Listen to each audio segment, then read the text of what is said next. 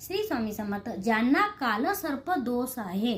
त्यांच्या घरच्या घरी तुम्ही उपाय सोमवती अमावस्याच्या दिवशी, ज्यांना कालसर्प दोष आहे, कुंडलीमध्ये काही ग्रह आहेत, कुठलेही दोष असतील ते दोष निघून जाण्यासाठी आणि खास म्हणजे कालसर्प दोषासाठी सोमवती अमावस्याच्या दिवशी चांदीचा नाग आणि चांदीची नागिन हे दोन आपल्या परिस्थितीनुसार बनवून आणा आणि सोमवती अमावस्याच्या दिवशी षोडशोपचार पूजा करा आणि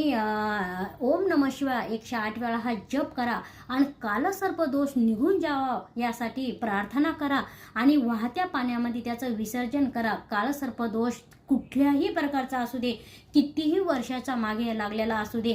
सोमवती अमावस्याच्या दिवशी हा महा शुभ मुहूर्तावर जर ही काल सर्पदोषाचा हा उपाय केला तर कसाही सर्पदोष असेल तर तो 100% निघून जातो असतो. लग्नामध्ये अडथळे येणार नाहीत, नोकरीमध्ये प्रॉब्लेम येणार नाहीत, व्यवसायामध्ये